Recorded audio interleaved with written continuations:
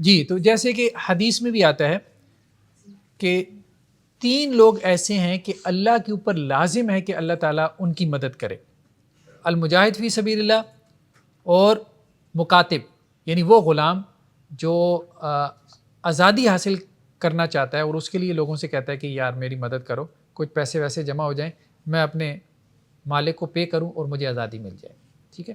اور تیسرا کیا ہے، وہ نکاح کرنے والا جو پاکیزگی کی زندگی گزارنا چاہتا ہے، یعنی اس کا شادی سے مقصد کیا ہے کہ میں پاکیزگی کی زندگی گزاروں، میں گناہ میں پڑ رہا ہوں تو یا اللہ میں جو ہے نا وہ گناہ سے بچنا چاہتا ہوں، اس لیے میں نکاح کرنا چاہتا ہوں، تو اس کی اللہ تعالیٰ کیا کریں گے، مدد کریں گے۔ پھر وہی بات ہم نے کہی تھی کہ 2 قسم کی ہیں اولادیں، ایک وہ ہیں جن کے اندر پوٹینشل ہے، جو محنتی ہیں اور جو کچھ بن سکتے ہیں اور جو ذمہ داری اٹھانا چاہتے ہیں، جو رسپانسیبل ہیں، ان کا تو نکاح کر دینا چاہیے، اور جو ارسپانسیبل ہیں، کیئرلیس ایٹیچیوڈ ہے، تو ان کے بارے میں اگر والدین کہیں گے کہ جی نکاح کر دیں گے تو سنبھل جائیں گے، تو کم ہی کیسز ہیں جن میں وہ سنبھلتے ہیں، زیادہ تر وہ بگڑ ہی جاتے ہیں، ٹھیک ہے۔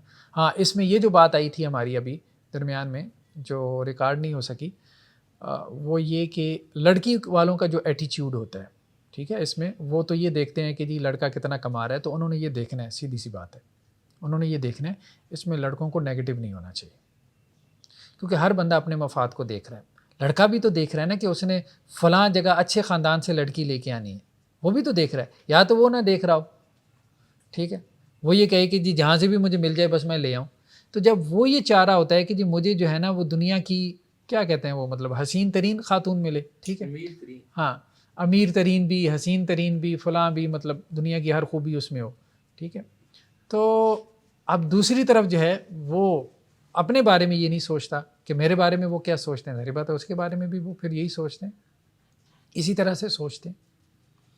تو خیر بہرحال والناکح الذی یرید العفاف، وہ بندہ جو اس نیت سے نکاح کرنا چاہتا ہے کہ اللہ تعالیٰ اس کو گناہ سے بچا لے، تو اس کی اللہ تعالیٰ ضرور مدد کرتا ہے۔ تو ایسے کیسز ہمیں ملتے ہیں، اللہ تعالیٰ کوئی نہ کوئی صورتحال نکال دیتے ہیں، تو اس میں وہی بات ہے کہ آپ تو راضی ہیں، لیکن یہ ہے کہ ہاں لڑکی بھی راضی ہونی چاہیے، ٹھیک ہے، کہ آپ کے ساتھ جو ہے وہ، لیکن اس میں اصل بات یہ ہے کہ والدین کو ہم توجہ دلا سکتے ہیں، اور خاص طور پہ لڑکیوں کو بھی ہم ایک بات ویسے کہہ سکیں، پوٹینشیل ہے اگر بچے میں، دیکھیں نا جس بچے نے کوئی 40 سال کی عمر میں بننا ہے نا کچھ، عام طور پہ مرد کی کامیابی یہی ہوتی ہے نا، 40 پلس میں جا کے وہ کامیاب بنتا ہے، یا تو ماں باپ سے کوئی وراثت میں کامیابی لے کے آئے ہیں، MBS کے گھر میں پیدا ہو، ٹھیک ہے، وہ تو علیحدہ بات ہے۔ تو اگر آپ رائل فیملی میں پیدا نہیں ہوئی ہے، نواز فیملی میں پیدا نہیں ہوئی ہے، ٹھیک ہے، تو پھر اس کے بعد اب صورتحال یہ ہے کہ اب جس نے بھی بننا ہے اپنی ایفرٹ سے، تو وہ 20 کی عمر میں کوئی بھی نہیں بنتا، اور کوئی بزنس امپائر 20 سال کی عمر میں تھوڑی کھڑی کرتا ہے، جتنے بھی کامیاب ہیں لوگ وہ کہاں 40 پلس میں جا کے کامیاب ہوتے ہیں۔ تو اب آپ نے شادی تو کرنی ہے 20-22 سال کی عمر میں، تو آپ نے لڑکے میں صرف پوٹینشیل دیکھنا ہوتا ہے کہ اس میں پوٹینشیل ہے آگے بڑھنے کا، یعنی یہاں 20 سال میں یہاں پہ کھڑا ہے، 40 میں یہ یہاں پہنچ جائے گا، ٹھیک ہے، اللہ کا نام لے کے شادی کر دیں، پہنچے گا وہ 40 سال کی عمر میں، 20 سال کی عمر میں آپ کو اصل میں ہو یہ رہا ہوتا ہے کہ وہ یہ چاہ رہے ہوتے ہیں کہ بچہ تو ہو 20 سال کا لیکن کامیاب ہو جیسے 50 سال کا ہوتا ہے وہ کیسے ہو سکتا ہے 50 سال کا، یعنی میچورٹی اس میں 40-50 سال والی ہو، ٹھیک ہے، اس کا بزنس جو ہے وہ ویسا سکسیزفل ہو جیسے 40-50 سال والے شخص کا ہوتا ہے، اس کی جو ہے وہ جاب یا جو ملازمت ہے وہ ویسے ہو جیسے 40-50، وہ نہیں ہو، پھر یا تو پھر آپ کو ایج ڈفرینس پہ کمپرومائز کرنا پڑے گا کہ اس کو جو ہے وہ 40-50 سال والے کے ساتھ بیاہ دیں، پھر اپنی 20 سالہ بیٹی کو، پھر یا تو یہ کرنا پڑے گا، اور کچھ لوگ کر بھی لیتے ہیں، ایسا ویسے ہو جانا چاہیے، کوئی حرج تو نہیں ہو جائے، خیر ایج ڈفرینس میں اسلامکلی تو کوئی حرج نہیں ہے، لیکن بہرحال سوشلی جو ہے مسائل پیدا ہوتے ہیں، لیکن وہ بات یہ ہے کہ کیس ٹو کیس ویری کرتا ہے، بہت سی خواتین شاید یہ سوچیں گی اس میں کوئی مسئلہ نہیں، لیکن بہت ساری خواتین شاید یہ سوچیں گی کہ نہیں میرے لیے ایج فیکٹر بہت بڑا مسئلہ ہے۔ اب شوبز میں آپ دیکھتے ہیں عموماً ایج ڈفرینس ہوتا ہے بہت زیادہ، ان کے لیے کوئی مسئلہ نہیں ہے، ٹھیک ہے، ان کی پرائرٹیز اور ہیں، صحیح بات ہے کہ ہمیں کامیاب مرد چاہیے، بس ان کی پرائرٹی یہ ہے کہ کامیاب مرد چاہیے، ٹھیک ہے، کامیابی کی مطلب 2 ان کے ہاں عام طور پہ جو ہے وہ فیکٹرز ہیں، ایک یہ ہے کہ مال ہو، کھلا مال ہو اس کے پاس، اور دوسرا یہ کہ اس کا سوشل سٹیٹس ہو، فیم ہو، ٹھیک۔ اب کچھ لوگوں کے نزدیک جو ہے یہ چیزیں زیادہ اہم نہیں ہوتی، سیدھی سی بات ہے، کچھ لوگوں کے نزدیک دینداری اہم ہوگی، کچھ لوگوں کے نزدیک حسب نسب، جب دیکھیں ہمارے یہاں گاؤں دیہات میں آج بھی خاندان، وہ جو خاندانی بندہ ہے، ٹھیک ہے، لوگ بڑا کرتے ہیں اس کا، ان کے نزدیک اس کی بڑی اہمیت ہوتی ہے. کچھ لوگوں کے نزدیک ایج فیکٹر کی بڑی اہمیت ہوتی ہے. آگے حدیثیں آئیں گی کہ ایج فیلو ہونی چاہیے. بہرحال فرق تو اس کا پڑتا ہے, بہت فرق پڑتا ہے. نیکسٹ کیا ہے؟ نیکسٹ جو ہے ایک آیت مبارکہ ہے والذین یکنزون الذهب والفضہ.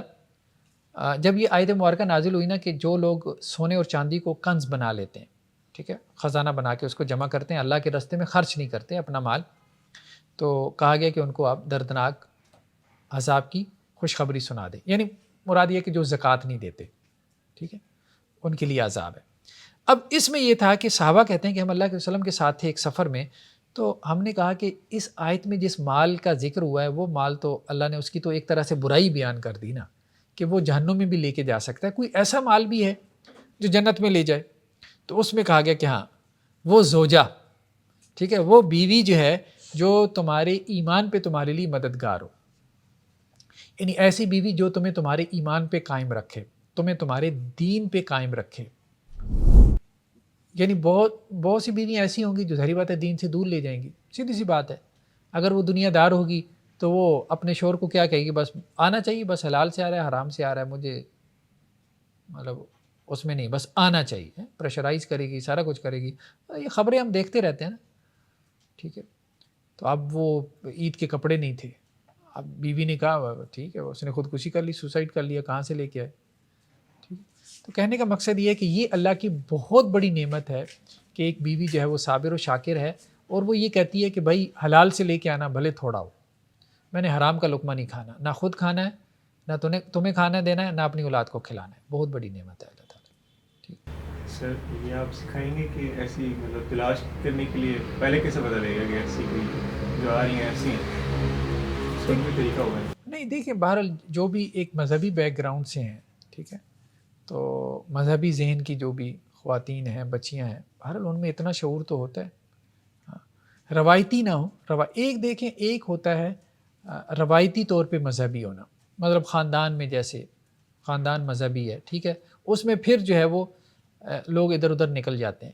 اور ایک یہ ہوتا ہے کہ جو لوگ شعور کے ساتھ دین کی طرف آتے ہیں, یعنی آپ کے خاندان کا جو ہے وہ مزاج دینی نہیں تھا, لیکن آپ اپنے خاندان سے ٹکر لے کے دین کی طرف آئے. ایسے بہت سارے آپ کو مطلب مثالیں ملتی ہیں. اب جو شعور کے ساتھ آتے ہیں نا, یعنی بائی چوائس آتے ہیں, اپنے خاندان سے ٹکر لے کے, اپنے خاندان کے وہ پورے کلچر سے جو ہے وہ ٹکر لے کے, تو یہ لوگ عموماً کمیٹڈ ہوتے ہیں اور پریکٹسنگ ہوتے ہیں. ویسے بھی اگر گرلس کے حساب سے دیکھا جائے تو جن کے فادرز نے لائیولیہوڈ اس طرح ارن کیا ہو حلال, بچیوں کے اندر سینس ہوتی ہے. بالکل صحیح, یہ بات بھی بہت اہم ہے. اپنی ماں کو یہ بولتے سنا ہے کہ مجھے صرف حلال ہی کھانا ہے, تو یہ بھی ایک لیٹمس ٹیسٹ ہو سکتا ہے آج کل کے دور میں. بالکل ایسے کہ جس کے پیرنٹس جو ہے وہ حلال کما رہے ہیں اور حلال کا اہتمام کرنے والے ہیں, اور اپنی اولاد کو حلال ہی کا لقمہ کھلانے پہ زور دیتے ہیں, تو ان کی اولاد میں بھی یہ آئے گا, ان کے جینز میں آئے گی یہ بات انشاءاللہ سے, کہ وہ حلال کا اہتمام کریں. ہاں, جن کے پیرنٹس ان کو حرام کھلا رہے ہیں وہاں بڑا الا یہ کہ کوئی بائی چوائس دین کی طرف آ جائے, لیکن وہاں بڑا ایک اندیشہ ہوتا ہے کہ وہ جو حرام کے لقمے سے جو ہے گوشت پروان چڑھا ہو, تو پھر اس کی حلال و حرام کی تمیز رخصت ہو جاتی. نیکسٹ کیا ہے؟ صحیح بخاری اور صحیح مسلم کی روایت ہے حضرت انس رضی اللہ عنہ سے کہ 3 لوگ جو ہے وہ آپ صلی اللہ علیہ وسلم کے گھر میں ازواج مطہرات کے پاس آئے, اور ازواج مطہرات سے انہوں نے پوچھنا شروع کیا کہ آپ صلی اللہ علیہ وسلم کیسے عبادت کرتے تھے. تو ازواج مطہرات نے بتایا بھئی اللہ کے رسول کے گھر میں یہ معمولات ہیں. تو انہوں نے سمجھا کہ جی یہ تو بہت کم عبادت ہے, اور ہمارا تو کوئی مقام اور مرتبہ ہی نہیں ہے آپ صلی اللہ علیہ وسلم کے مقابلے میں. آپ صلی اللہ علیہ وسلم کے تو اگلے پچھلے گناہ معاف ہیں, تو آپ صلی اللہ علیہ وسلم کو تو اتنی عبادت کی ضرورت ہی نہیں ہے. تو ازواج مطہرات نے بتایا نا کہ آپ صلی اللہ علیہ وسلم جب گھر میں ہوتے ہیں تو ہمارے ساتھ بات چیت کرتے ہیں, گھر کے کاموں میں بھی مصروف ہو جاتے ہیں. تو انہوں نے کہا یہ کیا بات ہو گئی, مطلب یہ تو ان کو لگا جیسے دنیا کے کام ہیں. جس طرح آج کل ہم سمجھتے ہیں جو علماء کرام ہیں, ہاں, وہ صرف جو ہے نا بس یہی کام ہمارا, جیسے اب میں یہاں تدریس کر رہا ہوں بس ہیں, تو یہ بھی ایسا ہے ہمارے میں. تو وہ یہی سمجھتے ہیں نا کہ بس یہ اگر وہ لیپ ٹاپ لگا لیا یا کیبل لگوا لی یا انٹینا ان کے گھر پہ نظر آ گیا, مولویوں نے کر رہے تھے. چلیں باہر چلیں, کیبل تو خیر نہیں لگوانی چاہیے مولوی صاحب کو بھی. باقی یہ کہ گھر کے کام کاج ان کو کرنے چاہیے, ٹھیک ہے. باہر وہ مولوی صاحب ہوں گے جو بھی ہوں گے, تو گھر میں وہ بندے کے پتر بن کے رہیں. सोशल हाइट में तो उनकी होनी चाहिए था. تو ایک صاحب نے کہا کہ جی فینی میں جو ہوں مطلب جو ازواج مطہرات کے انہوں نے جب باتیں سنی تو ایک صاحب نے کہا، وہ 3 افراد تھے، ایک نے کہا کہ جی میں ساری رات اللہ کی عبادت کروں گا، اور دوسرے نے کہا کہ میں سارا دن روزے سے رہوں گا، اور تیسرے نے کہا کہ جی میں شادی نہیں کروں گا. تو گویا کہ انہوں نے اس طرح سے مبالغہ کیا، کیونکہ شادی کرے گا تو ظاہری بات ہے بیوی بچے ہوں گے تو ان کی خواہشات پوری کرنی پڑیں گی، ان کی خواہشات پوری کرنی پڑیں گی تو اللہ کی طرف کیا توجہ دے گا. تو ان صاحب کو یہ محسوس ہوا کہ اللہ کی طرف کمال توجہ کے لیے ضروری ہے کہ میں یہ بیوی بچوں کا کھکھیڑی نہ پالوں. دیکھیں یہ بھی ایک سوچ بن جاتی ہے. تو اس کو ہمارے دین نے ڈسکریج کیا. ہمارے یہاں جو کہہ دیتے ہیں نا جی فلاں اولیاء اللہ نے شادی نہیں کی تھی، اور اس کو لوگ بڑے جو ہے نا وہ ایک فضیلت کے طور پہ بیان کرتے ہیں، تو یہ غلط ہے. یہ کوئی فضیلت نہیں. فضیلت اسی میں ہے کہ آپ مطلب دنیا کے کام کریں، اسی میں فضیلت ہے. دیکھیں ایک بچہ ہے کہ آپ نے اس کو ٹیسٹ دیا، اس نے کہا کہ جی میں نے اس کو کرنا ہے، ٹھیک ہے، اور ایک بچہ ہے اس نے کہا نہیں میں اس میں پڑھتا ہی نہیں، میں ایویلیویشن کے نظام میں آتا ہی نہیں. جیسے آپ میں سے کچھ لوگ آ رہے ہیں جو کہتے ہیں کہ جی ایویلیویٹ کریں ہمیں، ٹھیک ہے، اور کچھ آ رہے ہیں جو لسنر کے طور پہ آتے ہیں، سن کے چلے جاتے ہیں، ایویلیویشن کے نظام میں نہیں آتے. تو جو رہبانیت اختیار کرنے والا ہے نا وہ اللہ کے ایویلیویشن کے نظام سے بچ رہا ہے. اللہ تعالیٰ کہہ رہے ہیں کہ جی یہ ٹیسٹ ہے، یہ امتحان ہے، اس میں سے گزر کے دکھاؤ تو میں گریڈز دیتا ہوں. اب بھائی ایویلیویشن میں سے گزرو گے تو گریڈز ملیں گے نا، پیپر دو گے تو گریڈز ملیں گے، بغیر پیپر کے. اب ایک بندہ ٹرائل میں آ ہی نہیں رہا، وہ کہتا ہے میں جنگل میں جا کے بیٹھ جاؤں، غار میں جا کے بیٹھ جاؤں، میں نے لوگوں سے انٹریکشن ہی نہیں کرنا. کیوں نہیں کرنا؟ لوگوں کے ساتھ انٹریکشن کرتا ہوں تو میں غصے میں آ جاتا ہوں، لوگوں کے ساتھ انٹریکشن کرتا ہوں تو میں بک بک کرنا شروع ہو جاتا ہوں، ٹھیک ہے. میں جو ہے وہ بازار میں جاتا ہوں تو تجارت کے لیے تو میں دنیا داری کی طرف مائل ہو جاتا ہوں. تو بھائی یہی تو اللہ نے امتحان ڈالا ہے کہ یہ سب کچھ ہوگا، تم نے پھر دوبارہ اللہ کی طرف واپس آنا ہے، یہی تو امتحان ہے. تو بیوی بچوں کے ساتھ جو ہے مطلب رہنا ہے آپ نے، یہی تو امتحان ہے. اس کے بعد پھر آپ نے اللہ کی طرف متوجہ رہنا ہے. تو یہ امتحان میں کامیاب ہوا، اور جو امتحان سے سائڈ سے نکل گیا اس کی کامیابی کون سی کامیابی ہے؟ وہ 24 گھنٹے عبادت میں لگا رہے. وہ بنی اسرائیل کے بہت سے لوگوں کے بارے میں ہم سنتے ہیں نا، وہ کٹیا میں جا کے 24 گھنٹے اللہ کو خوش کرتے رہتے تھے. تو کیا وہ افضل ہیں؟ وہ بالکل بھی افضل نہیں. افضل وہ ہے کہ جو میدان کے اندر ہے. بلکہ وہ ایک معروف ہے نا ہمارے ہاں نقش بندیہ سلسلے کے، بہت بڑے نقش بندیہ سلسلے کے پیر ہیں حضرت مظہر جانے جانا، ٹھیک ہے. تو بڑے شاعر ٹائپ تھے، اور بڑے مطلب ان کی طبیعت میں نفاست تھی، اور ان کے بہت لمبی چوڑی مریدی کا سلسلہ تھا. بڑے مرید تھے ان کے، افغانستان میں ادھر ادھر. تو ایک مرتبہ انہوں نے اپنے مرید کو گھر بھیجا، ٹھیک ہے، کوئی چیز لانے کے لیے. تو وہ مرید گیا، اس نے دروازہ کھٹکھٹایا تو اندر سے وہ حضرت کی جو بیگم صاحبہ تھی. یہ حضرت مظہر جانے جانا گوگل میں کریں گے نا تو آپ کو معلوم ہوگا کہ کتنی بڑی پرسنالٹی تھی، بہت بڑی شخصیت تھی. نہیں وہ قاضی ثناء اللہ، ہاں جی ہاں جی جی ہاں. تو وہ جو ہے نا وہ مرید نے، وہ افغانی تھا، اس نے دروازہ کھٹکھٹایا تو اندر سے وہ بیوی نے کہا کہ کیا ہے؟ تو انہوں نے کہا جی وہ پیر صاحب نے بھیجا ہے، وہ فلاں چیز چاہیے. پیر بنا پھرتا ہے، گھر کا کوئی کام کاج کرتا کوئی نہیں ہے، ویلا وہاں پہ بیٹھا ہوا ہے، ذمہ داری سنبھالتا کوئی نہیں ہے، ٹھیک ہے. تم لوگوں کو اس نے بے وقوف بنایا ہوا ہے، مجھ سے پوچھو اس کی پیری فقیری، ٹھیک ہے. تو اس نے جو بھی بیوی نے کہنا تھا اس نے کہا. وہ بڑا پریشان ہوا، غصے میں بھی آ گیا، ظاہری بات ہے اس کے تو پیر صاحب تھے. تو وہ گیا واپس پیر صاحب کے پاس، کہنے لگا حضرت یہ کیا خاتون ہے؟ کیوں کیا ہوا ہے؟ کہنے کہ وہ تو یوں کہہ رہی تھی آپ کے بارے میں، میں تو بس اس کو قتل کرنے کے قریب ہی تھا، لیکن آپ کا خیال آیا میں نے اس کو چھوڑ دیا. تو انہوں نے کہا کہ اسی وجہ سے تم مرید ہو اور میں پیر ہوں. مطلب مجھے اس مقام اور مرتبے پہ جس چیز نے پہنچایا ہے، ٹھیک ہے، وہ میری بیوی ہے.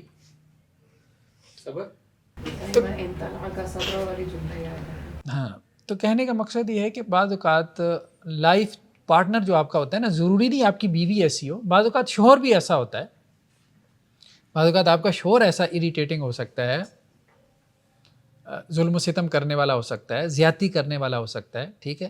تو ایسی صورت میں اگر عورت صبر کرتی ہے تو وہ بہت بڑے مقام اور درجے پہ پہنچ سکتی ہے. ہاں, یہ جو زندگی ہے, جو فیملی لائف ہے, ٹھیک ہے, یعنی آزمائشوں پہ جو صبر کرنا ہے نا, اس سے اللہ تعالیٰ قربت کے جو درجات طے اللہ تعالیٰ کرواتے ہیں وہ عبادت کے رستے سے طے نہیں ہوتے. یعنی آپ ساری رات مصلے پہ کھڑے رہیں, سارا دن روزے سے رہیں, یقین مانیں آپ کو اللہ کا وہ قرب محسوس نہیں ہوگا جو آزمائش میں صبر کرنے پہ محسوس ہوگا. ٹھیک ہے, وہ جیسے وہ بچے ہمارے گیم کھیلتے ہیں نا, اس میں ایک بوسٹ لگ جاتا ہے وہ بوسٹ لگتا ہے تو اس طرح سے وہ جو ہے وہ آگے نکل جاتا ہے. تو یہ آزمائش پہ صبر جو ہے یہ آپ کو بوسٹ لگا دیتا ہے. تو اس لیے قرآن نے کہا کہ بھائی فیملی لائف گزارو, ٹھیک ہے, ٹھیک ہے آزمائش ہے, انما اموالکم اولادکم فتنہ, اولاد بھی جو ہے وہ تمہارے لیے آزمائش ہے, مال بھی آزمائش ہے, ٹھیک ہے. اب ہمارے ہاں ہوتا کیا ہے, بہت سارے میں نے دیکھا ہے کہ اب بچے بچیاں ہمارے ہاں وہ کیا کہتے ہیں ہم نے شادی نہیں کرنی. کیوں نہیں کرنی؟ جو فیملی میں دیکھ رہے ہیں شادی کا کیا نتیجہ ہے, ماں باپ آپس میں لڑی جا رہے ہیں, چاچا چاچی لڑی جا رہے ہیں, سارے لڑی جا رہے ہیں, بڑے بہن بھائیوں کی شادیاں ہوئی ہیں, ان کی زندگی ہم نے دیکھ لی ہیں, میرا عذاب ہے. وہ عذاب ہے تو جو اکیلے کی تنہائی کی زندگی ہے وہ عذاب نہیں ہے, وہ بھی تو عذاب ہے. ٹھیک ہے, تو یہ ایک جو سوچ پیدا ہو جاتی ہے نا, یہ جسے کہتے ہیں اسکیپنگ کی جو سوچ ہے کہ آپ حالات کا مقابلہ نہیں, آپ بس اس کو ٹال مٹول کر کے نکلنا چاہتے ہیں. تو آپ ٹال مٹول کر کے نکلیں گے تو ظاہری بات ہے پھر کہیں آگے پھنس جائیں گے. تو اللہ تعالیٰ یہ کہتے ہیں کہ نہیں, یہاں اللہ نے آزمائش کے لیے بھیجا. سیدھی سی بات ہے, اپنا ذہن یہ بنائیں بھائی اللہ نے آزمائش کے لیے بھیجا, آزمائش ختم نہیں ہونی, آزمائش تو آپ کی موت کے ساتھ ہی ختم ہونی ہے. سیدھی سی بات ہے, جب تک آپ دنیا میں آپ کمرہ امتحان میں, سارے حالات آپ کے ٹھیک نہیں ہو سکتے, آپ کے مطابق نہیں ہو سکتے, آپ کی سوچ کے مطابق نہیں ہو سکتے.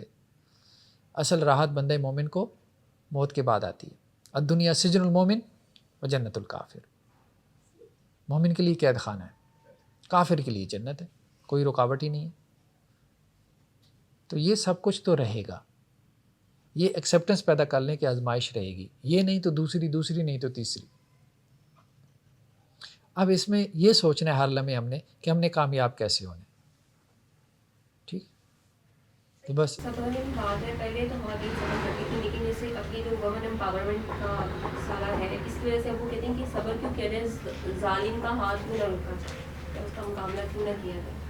تو یہ پھر وہ صبر والی بات ہے, وومن امپاورمنٹ کی وجہ سے تو عورتیں وہ نہیں برداشت کرتی ہیں.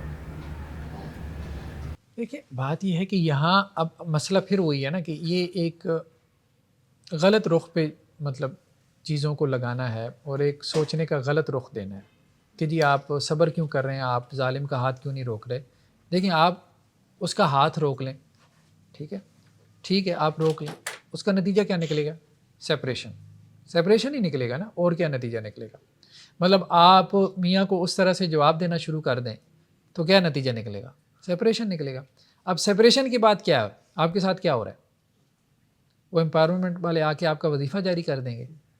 سیدھی سی بات. سر ٹھیک ہے اس طرح ہو جائے, ٹھیک ہے, تو لیکن بعد میں مردوں کو بھی پتہ چلے گا نا کہ اب ہم نے بھی طریقے سے رہنا ہے, اب عورتیں جو ہیں وہ نہیں آنے والی. اچھا مجھے بتائیں کہ پھر ویسٹ میں تو کئی نسلیں گزر چکی ہیں, مردوں نے طریقے سے رہنا شروع کر دی ہے, فیملی لائف ہی ختم ہو گئی ہے.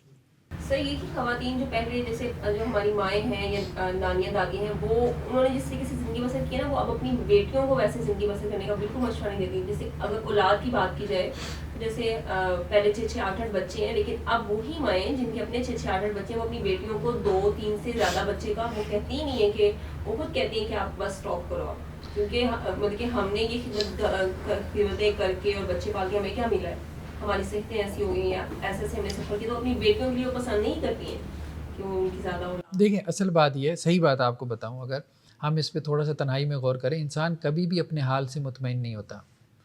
جن کے 10 بچے تھے نا وہ بھی شکایت کر رہی ہیں, ٹھیک ہے کہ جی اتنے بچے ہمیں کیا ملا, اور جن کے 2 ہیں نا ان کے بھی ذہنی مسائل پیدا ہو جاتے ہیں. آپ کا کیا خیال ہے, جن کے 2 ہیں ان کے کوئی مسائل نہیں, اور مسئلہ جسمانی سے زیادہ ذہنی مسئلہ بڑا عذاب ہوتا ہے. اب کی جو نئی جنریشن آ رہی ہے نا, آپ نے اس کو جسمانی عذاب سے وے آف کر دیا ہے, ٹھیک ہے, یعنی آپ نے اس کی جسمانی تکلیف مشقت کم کر دی ہے, ٹھیک ہے, لیکن اس کی ذہنی مسائل بڑھ گئے ہیں. آپ کی اگلی جنریشن کے آپ کی پہلی جنریشن کے ذہنی مسائل نہیں ہوتے تھے, اتنے نہیں تھے. جی I am 17th child of my parents, not last. اور my mother at the age of 80 اپنے کپڑے خود دھوتی تھی, کھانا خود پکایا کرتی. تو کہنے کا مقصد یہ ہے کہ اس وقت مسائل کچھ اور تھے نا, اس وقت مسائل کچھ اور تھے. اب یہ نہیں ہے کہ مسائل ختم نہیں ہوں گے, مسائل کی نوعیت بدل جائے گی. تو اب ہم بھی جو ہے وہ 9 بہن بھائی ہیں, 2 فوت بھی ہوئی ہیں, 11 بہن بھائی تھے, ٹھیک ہے. ہماری والدہ بھی اس وقت جو ہے وہ میرے خیال میں 85 کے قریب ہوں گی, ٹھیک ہے. تو بہرحال مطلب وہی بات ٹھیک ہے کہ ہم سے جو اوپر والی جنریشن ہے, میری جو مسز ہیں وہ بھی 10 بہن بھائی ہیں, تو ہمارے عام طور پہ یہی ہوتا تھا 9 10 11 12 یہ ہوتا تھا, مشقت والی تھی مائیں, ٹھیک ہے. لیکن اب نہیں ہے, اب مطلب میرے 4 بچے ہیں اور بھی ہمارے فیملی میں یہی ہے 4 5, یہ اچھا عدد شمار ہوتا ہے, ٹھیک ہے. لیکن اس کے باوجود کیا مسائل ختم ہو گئے؟ یا ان خواتین کو آپ یہ کہیں کہ جی آپ مشقت میں نہیں ہیں, تو وہ کہتی ہیں ہم تو اپنے والدین سے زیادہ مشقت میں ہیں, ٹھیک ہے. تو کہنے کا مقصد یہ ہے کہ انسان جو ہے نا کسی حال پہ راضی نہیں رہتا, کسی حال پہ راضی نہیں رہتا. سر دوسری بات یہ ہے کہ بہت ساری چیزیں مطلب جس طرح یہ بیٹی نے کہا ہے کہ مطلب ظلم سہنے سے بہتر ہے ہاتھ روک دو, یہ کسی اور تناظر میں بات ہے, ہم کسی اور تناظر میں انہیں اپلائی کرنے کی کوشش کر رہے ہوتے ہیں. باقی یہ بات ہے کہ ظلم کی تو نفی ہم نے کرنی ہے نا. شوہر اگر ظلم کر رہا ہے, زیادتی کر رہا ہے, تو اس کی نفی تو ہم نے کرنی ہے, ٹھیک ہے. ہاں ٹھیک ہے. لیکن یہ ہے کہ رشتہ اس کو توڑ دینا, تو اس سے بھی مسائل پیدا ہوں, اس سے بھی مسائل پیدا ہوں گے. تو عام طور پہ مجھ سے خواتین جب مشورہ کرتی ہیں تو میں نے یہ کہتا ہوں, میں کہ دیکھیں بات یہ ہے کہ آپ نے شوہر کے ساتھ رہنا ہے, آپ کے ساتھ زیادتی ہو رہی ہے, ٹھیک ہے. آپ اس کو کیلکولیٹ کریں کہ آپ کے ساتھ جو زیادتی ہو رہی ہے وہ کتنی ہے. جب آپ علیحدہ ہو جائیں گی تو پھر بھی آپ نے سہنا ہے. ظاہری بات ہے علیحدگی کی صورت میں بچے ہیں, ٹھیک ہے, شوہر پہلے ان کو دیکھ لیتا تھا, چلیں یا تو شوہر کے اوپر ڈال دیں تو پھر بھی آپ نے سہنا ہے کہ بچوں سے دور ہے. اپنے پاس رکھیں گی تو ان کو پال پوس کے بڑا کرنا پڑے گا, مل کچھ نہیں رہا شوہر سے اور اس کے بچے پالی جا رہے ہیں, ٹھیک ہے. زیادہ سے زیادہ عدالت سے کیا خرچہ مل جائے گا, عدالتیں تو ایک معمولی سا خرچہ لگوا کے دیتی ہیں, ٹھیک ہے. تو اس صورت میں پھر ساری زندگی آپ نے تنہائی کی زندگی گزارنی ہے. چلیں سیکنڈ میرج ہو جائے گی تو وہ بھی کیا امید ہے کہ نہیں ہے, جس طرح کے سوسائٹی کے حالات ہیں. تو یہ سب کچھ آپ نے کیلکولیٹ کرنا ہے. یہ نہیں ہوتا کہ آپ ایک آزمائش سے نکلتے ہیں تو دوسری نہیں آتی, نہیں. آپ اصل میں کیا کر رہے ہوتے ہیں, جس آزمائش میں آپ ہوتے ہیں نا, آپ کہتے ہیں بھائی میں اس سے نکل جاؤں, اچھا اس سے نکل گئے, اس سے بڑی میں گر گئے, فائدہ. تو اسلام یہ نہیں کہتا کہ آپ ایک آزمائش سے اس طرح سے نکلو کہ اس سے بڑی آزمائش میں گر جاؤ. آسمان سے گرا کھجور میں اٹکا, اس کا تو کوئی فائدہ نہیں, وہ آپ آزمائش سے نہیں نکلے. تو ہمارے اصل میں جدید جو نسل ہے نا, اس کی ذہن سازی یہ کر دی گئی کہ جس تم آزمائش میں ہو نا بس اس سے تو نکلو, آگے سمندر کھائی ہے وہ بعد میں دیکھیں گے. مطلب جس میں تم گر رہے ہو وہ سمندر ہے کھائی ہے, اس کو بعد میں دیکھیں گے. وہ جب وہاں گرتا ہے تو اس کو پتہ چلتا ہے کہ یہاں تو بہت ہی بری طرح سے گر گئے. اب ہوتا یہ ہے کہ وہ اپنے شوہر کے ساتھ اختلافات میں سیپریشن کی طرف جاتے ہیں, مرد یا عورت. جب سیپریشن کے بعد 2-4 سال گزرتے ہیں پھر ان کو لگتا ہے کہ نہیں وہ ٹھیک تھا, ساتھ رہتے تھے, وہ آزمائش کم تھی, یہ بڑی ہے. سر آزمائش کے حوالے سے بھی پیچھے ڈسکشن ہو رہی تھی, تو کسی نے یہ پوائنٹ دیا کہ جیسے غزہ والے فلسطین والے ان کی آزمائش دیکھی, ہماری جو آزمائش ہے وہ تو کچھ بھی نہیں ہے نا, ان کی آزمائش دیکھیں کہ کیا فلسطین میں ایسے. چلیں جی, بہرحال ہم آگے تھوڑا سا کر لیں. تو اللہ کے رسول نے ان تینوں کو کہا کہ دیکھو بات یہ ہے کہ میں اللہ سے سب سے زیادہ ڈرنے والا ہوں اور میں سب سے زیادہ جو ہے وہ متقی ہوں, لیکن میں روزہ بھی رکھتا ہوں اور میں افطار بھی کرتا ہوں, میں نماز بھی پڑھتا ہوں اور میں رات کو سوتا بھی ہوں. بیلنس لائف گزاریں. بیلنس لائف کیا ہے کہ دین کا بھی کریں, دنیا کا بھی کریں. اللہ تعالیٰ کو یہ بھی پسند نہیں ہے کہ آپ 24 گھنٹے کی دینداری بن جائیں, ٹھیک ہے. اب بیوی بچوں کو جو ہے وہ باہر گھمانے کے لیے بھی لے کے جائیں. اب بہت سی مذہبی فیملیز ہیں وہ شکایت کرتی رہتی ہیں کہ جی اپنے دوستوں کے ساتھ تو نادن ایریاز میں جا رہے ہیں لیکن ہمیں نہیں ساتھ لے کے جا رہے, بیوی بچوں کو نہیں لے کے جا رہے, ٹھیک ہے. نہیں, یہ کرنا چاہیے. آپ اپنے جو ہے وہ دوستوں کے ساتھ باہر کھانے پینے کے لیے جا رہے ہیں, اپنے بیوی بچوں کو نہیں لے کے جا رہے. بیلنس لائف گزاریں, یہ بہت ضروری ہے. یا ہر وقت ہی جو ہے وہ مسجد اور نماز, مطلب ایک نماز سے آئے اب دوسری کی تیاری میں لگ گئے, اس کو بھی شریعت نے اپریشیٹ نہیں کیا. ٹائم دیں, وقت دیں اپنے بیوی بچوں کو, ٹھیک ہے. حضرت عائشہ رضی اللہ عنہا کا یہ جو قول ہے نا کہ جب تک اللہ کے رسول صلی اللہ علیہ وسلم گھر میں ہوتے تھے تو ایسے لگتا تھا کہ جیسے گھر والوں کی خدمت میں لگیں, گھر میں کام کاج کروا دیے کچن میں. خیر اس وقت تو کچن کا کانسیپٹ نہیں تھا, ہم آج کل کہہ رہے ہیں جیسے اس سے جو ہے وہ عورتوں کا دل بہت ٹھنڈا رہتا ہے، لیکن وہ تبھی ہے جب آپ بیلنس لائف گزاریں گے. ہر وقت آپ کے اوپر ایک سوار ہو مشنری جذبہ، جیسے ہم جیسے لوگوں پہ ہو جاتا ہے. مجھ میں بھی شروع میں بہت زیادہ تھا، میں بھی وقت کے ساتھ ساتھ بیلنس ہوں. شروع میں مجھے اب محسوس ہوتا ہے کہ میں نے بہت جو ہے وہ غیر متوازن زندگی گزاری ہے، ٹھیک ہے. تو اور بیوی بچوں کو بہت سفر بھی کرنا پڑا، لیکن وہ وقت کے ساتھ ساتھ چیزیں سمجھ میں آتی. وہ کہتے ہیں گاڑی مار مار کے اب گاڑی چلانا آ گئی ہے، لیکن گاڑی کا تو ستیہ ناش ہو جاتا ہے. چلیں باہر. وَتَزَوَّجُ النِّسَاءَ، اور میں نے عورتوں سے شادیاں بھی کی ہیں. فَمَن رَغِبَ عَن سُنَّتِي فَلَيْسَ مِنِّي. تو یہ وہ خطبہ نکاح میں یہ جو ہے حدیث کا حصہ ہے جو پڑھا جاتا ہے، جس نے میری سنت سے اعراض کیا تو اس کا مجھ سے کوئی تعلق نہیں. ٹھیک ہے، تو بیلنس لائف گزارو. دیکھیں بیلنس لائف میں آپ کو کیفیات حاصل نہ بھی ہوتی ہوں. آپ صلی اللہ علیہ وسلم فرمایا نا کہ بیوی کے منہ میں جو آپ لقمہ ڈالتے ہو اس پہ بھی اللہ تعالیٰ اجر دیں گے. مشکل لگ رہا ہوتا ہے بعض اوقات، ٹھیک ہے، اگر وہ ناراض بھی ہے نا تو ایک لقمہ توڑ کے اس کو کھلا دیں، ٹھیک ہے، تو کافی مطلب بہتری آ جائے گی.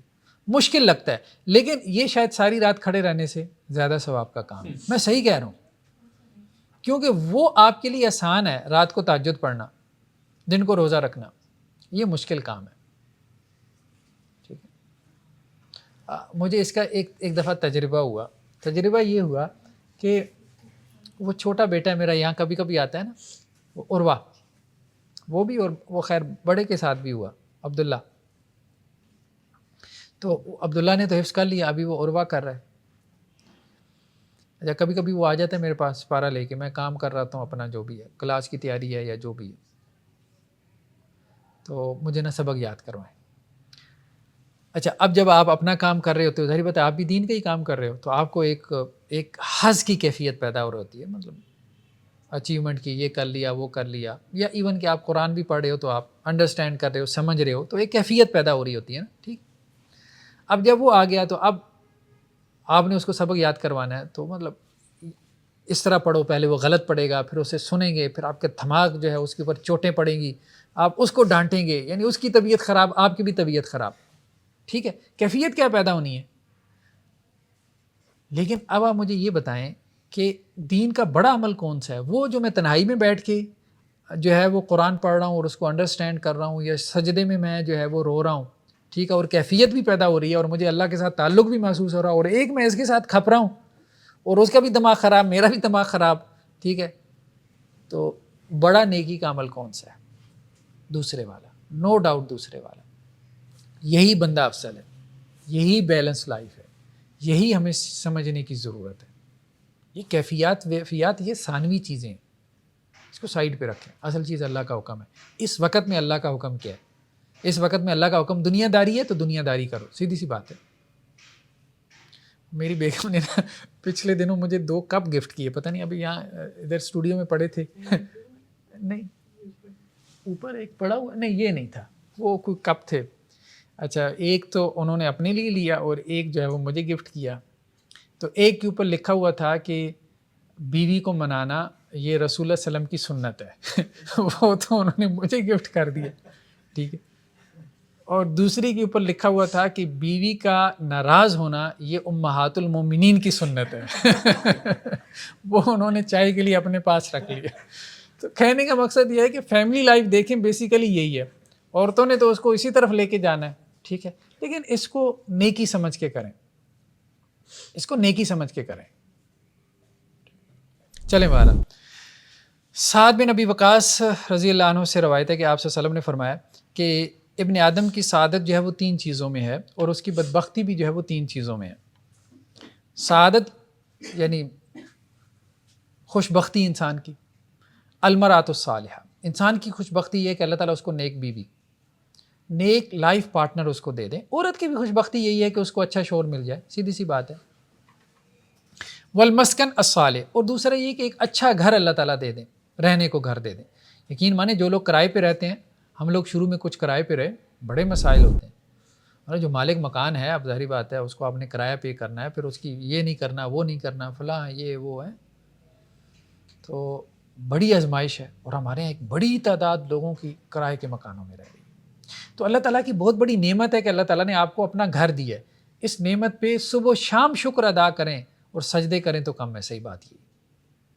لیکن بہت ساری نعمتیں ہمارے پاس ہوتی ہیں, ہم ان کا احساس نہیں کرتے. جن کے پاس نہیں ہوتی تو وہ ان کے لیے کھپرے ہوتے ہیں. تو یہ اپنے اندر ایک ایٹیچیوڈ ضرور ڈیولپ کریں کہ جو نعمت آپ کے پاس ہے اس نعمت کا کبھی تکلف سے ہی شکر ادا کر لیا کریں. مطلب تنہائی میں کہ اللہ آپ نے یہ دیا, آپ نے دی. آہستہ آہستہ آپ دیکھیں کہ کیفیت بھی پیدا ہونا شروع ہو جائے گی. ٹھیک. سردیاں آنے والی ہیں, آپ دیکھیں گے لوگ بائی سائیکل پہ جا رہے ہیں سردیوں میں, اور دسمبر میں, جنوری میں, ٹھیک, اور موٹر سائیکل کے اوپر جا رہے ہیں, دھند ہے, بعض اوقات بارش میں جا رہے ہوتے ہیں اور آپ کے پاس گاڑی ہے. اب مطلب نئے ماڈل کی گاڑی ہوتی ہے, انسان کبھی اس کا شکر ادا نہیں کرتا اور اللہ سے دعائیں کر رہا ہوتا ہے یا اللہ یہ بھی مل جائے وہ بھی مل جائے. مطلب جو ہوتا ہے اس کا شکر نہیں ادا کرتا. خیر بہرحال, تو یہ کہا گیا کہ ایک تو اچھا گھر, یہ اللہ تعالیٰ کی بہت بڑی نعمت ہے. والمرکب الصالح, اور تیسرا اچھی سواری. سواری اچھی ہو, اچھا گھر ہو اور اچھی بیوی ہو. ٹھیک ہے, اب اس کے بعد کیا چاہیے؟ ٹھیک. اور ابن آدم کی بدبختی کیا ہے کہ برا لائف پارٹنر ہو اس کا, ٹھیک ہے, برا گھر ہو, گھر کی چھتیں ٹپک رہی ہیں, مطلب رہنے کے قابل نہیں ہے, ٹھیک ہے, یا بری سواری ہو, ٹھیک ہے, 1 کلومیٹر چلتے ہیں پھر دھکا لگانا پڑتا ہے. مطلب یہ ہے ظاہری بات ہے, افورڈ نہیں کر سکتے آپ اچھی سواری, پرانی کے ساتھ ہی کام چلا رہے ہیں, ہر دوسرے دن ورک شاپ میں لے کے جا رہے ہیں. ٹھیک. تو کہنے کا مقصد یہ ہے کہ اگر کسی کے پاس یہ چیزیں ہیں تو وہ اللہ کا شکر ادا کرے, یہ مراد ہے. جی جی. اور ابن آدم کی جو بدبختی ہے, یعنی اس کا برا نصیب, بدبختی مین مطلب بدبخت ذرا ہمارے یہاں اردو میں ایک بھاری لفظ استعمال ہو جاتا ہے. اب یوں کہہ لیں کہ اس کا جو برا نصیب ہے اس میں ایک تو المراتس, مطلب ایسی بیوی جو کہ بری ہے, اخلاق اس کے اچھے نہیں ہیں. آپ کہہ لیں کہ برا لائف پارٹنر, وہ بیوی بھی ہو سکتی ہے, وہ بیوی کے لیے شوہر بھی ہو سکتا ہے, ٹھیک ہے. اور دوسرا یہ ہے کہ والمسکن السو, برا گھر, یعنی ایسا گھر جو رہنے کے لائق نہیں ہے, قابل نہیں ہے, بارشوں میں چھتیں ٹپک رہی ہیں, ٹھیک ہے, اس قابل نہیں ہے, یا کرائے کا مکان ہے, ٹھیک ہے. والمرکب السو, اور بری سواری. اس زمانے میں تو گھوڑا وغیرہ ہوتا تھا یا اونٹ وغیرہ ہوتا تھا, اب وہ مطلب قابو میں نہیں آتا تھا. کوئی ایسا ہوتا تھا جو زیادہ بدک جاتا تھا, سواری نہیں کرنے دیتا تھا, ٹھیک ہے. تو آج کل آپ کہہ لیں کہ جی بری سواری کی مثالیں کیا ہو سکتی ہیں, مطلب ہر دوسرے دن ایسے کھٹارا گاڑی جسے ہم کہتے ہیں, وہ مرزا کی بائی سائیکل پڑھی ہوگی آپ نے انٹرمیڈیٹ میں, وہ گاڑی کو جو ہے وہ آپ ہاتھ لگائیں, اس کا دروازہ کھولیں تو ہینڈل آپ کے ہاتھ میں آ جائے, ٹھیک ہے. مطلب جس پرزے کو ہاتھ لگائیں تو وہ پرزا آپ کے ہاتھ میں آ جائے. سواری کا نہ ہونا بھی اسی میں آ جائے گا. سواری کا نہ ہونا تو اس سے بڑی آزمائش ہے نا, اس سے بڑی آزمائش ہے. مجھے بتائیں کہ اب یہ بندہ پبلک ٹرانسپورٹ پہ دھکے کھاتے پھرتے ہیں. حضرت انس رضی اللہ عنہ سے ہے کہ جس کو اللہ تعالیٰ نے نیک بیوی عطا کی تو اللہ تعالیٰ نے اسے نصف دین, آپ سمجھ لیں کہ اللہ تعالیٰ نے اسے نصف دین پہ کھڑا کر دیا. جیسے نیک بیوی, نیک لائف پارٹنر مل گیا, اس کا نصف دین تو بچ گیا, اب بقیہ نصف میں تھوڑی سی محنت کر لیں. تو دیکھیں جو حدیثیں ہیں نا, حدیثیں وہ آپ کے لائف پارٹنر کو, جو بیوی کو ایک نعمت کے طور پہ ذکر کر رہی ہیں. ہمارے عام طور پہ چٹکلوں میں اس کو ایک زحمت بنا لیا گیا, لطیفے بنائے گئے نا زیادہ تر, یا تو سرداروں پہ بنائے گئے یا بیویوں پہ بنائے گئے. یہ غلط ٹرینڈ ہے, غلط ایٹیچیوڈ ہے.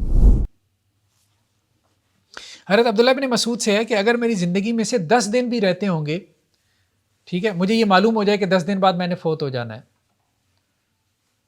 تو اگر میری شادی نہ ہوئی ہو, میری بیوی نہ ہو, تو میں ان 10 دنوں کے لیے بھی شادی کروں گا.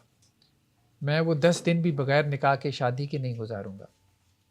یعنی فیملی لائف کی آپ کہہ لیں کہ ایک اہمیت, ایک اہمیت. علاقے کا بھی اس میں جی عربوں کی جو ہاں تہذیب و تمدن ہے, ہاں, اس لحاظ سے بھی یہ باتیں ہیں, اس لحاظ سے بھی ہیں. ویسے بھی فیملی لائف کو ہمارے یہاں پسند کیا گیا. ہاں, ایک بندہ جو ہے وہ فیملی لائف نہیں گزار رہا اور ایک بندہ فیملی لائف گزار رہا ہے, تو فیملی لائف گزارنے والے کو ہم ترجیح دیں گے, پریفر کریں گے.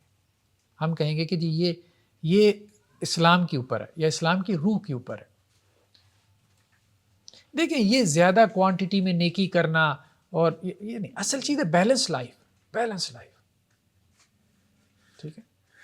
اللہ تعالیٰ کے ہاں اجر بیلنس لائف کے اوپر ہے.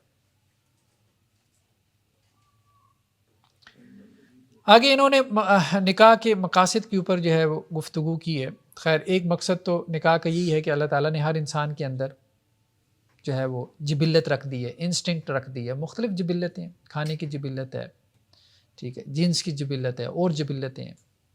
تو اللہ تعالیٰ نے ان جبلتوں کو، ان انسٹنکٹس کو، ان خواہشات کو پورا کرنے کے جائز ذرائع رکھے.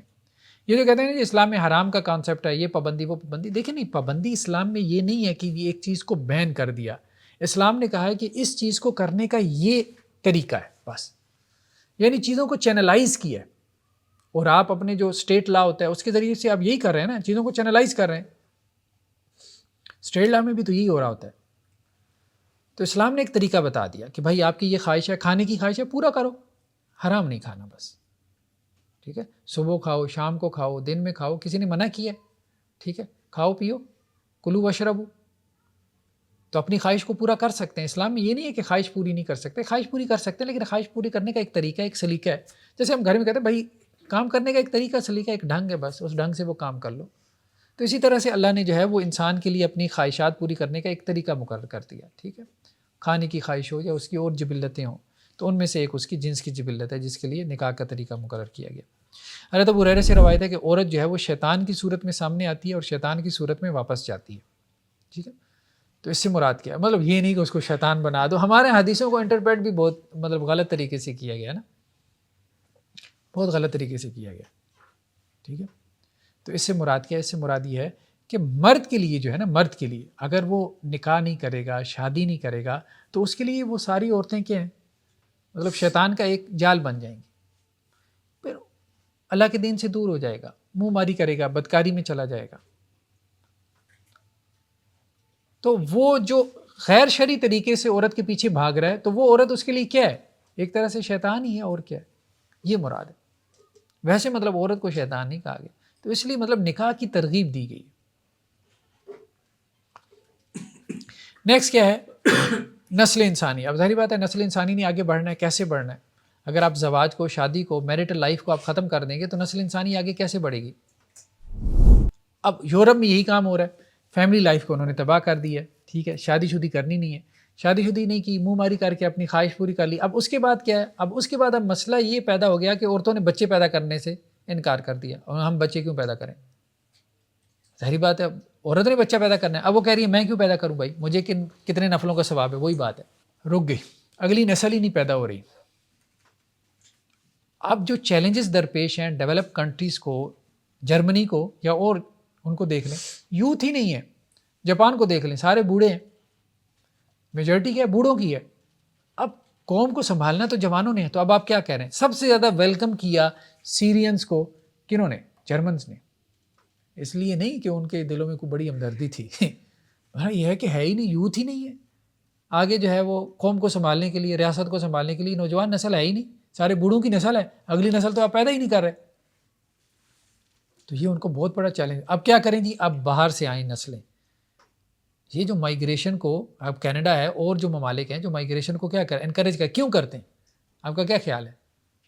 یہی ہے ہی نہیں، اپنے پاس مین پاور ہے ہی نہیں. تو جب آپ نے وہ غلط حرکتیں کی ہیں تو اس کا نتیجہ یہی تو نکلنا ہے. اب اس بات کو سمجھ ہی نہیں رہے. وہ آزادی کے راستے پہ نکال دیا جی، آپ مرضی ہے اس کی عورت کی، بچہ پیدا کرے نہ کرے، ٹھیک ہے، آپ نکاح کریں نہ کریں، فیملی لائف گزاریں، آپ کی مرضی ہے تو بس ٹھیک ہے بھائی، مرضی تو پھر اب ایسی پوری ہوگی. پھر آپ ادھار پہ لے کے آئیں نوجوان نسلیں.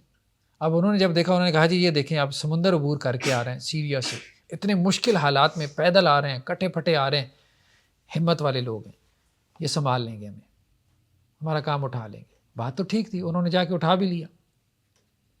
بات وہی ہے کہ جب وہ غالب آ جائیں گے تو پھر آپ کی قوم کدھر جائے گی؟ ٹھیک ہے، تو پھر انہی میں سے پرائم منسٹر بنے گا، انہی میں سے پالیٹیشینز بنیں گے، انہی میں سے لوگ آپ کی پارلیمنٹس میں آئیں گے، تو آپ تو ختم ہو جائیں گے. تو یہ صورتحال وہ لوگ فیس کر رہے ہیں اور اس کو سمجھ بھی رہے ہیں کہ نکاح کے ادارے کو ختم کر کے جو ہے وہ آپ کتنا بڑا جو ہے وہ رسک لیتے ہیں کہ آپ ایک قوم کے ختم کرنے کی جو ہے وہ آپ بات کر رہے ہیں. चलें जी, सुभानक अल्लाहुम्मा व बिहम्दिक नशहदु अल्ला इलाहा इल्ला अंत नस्तगफिरुक।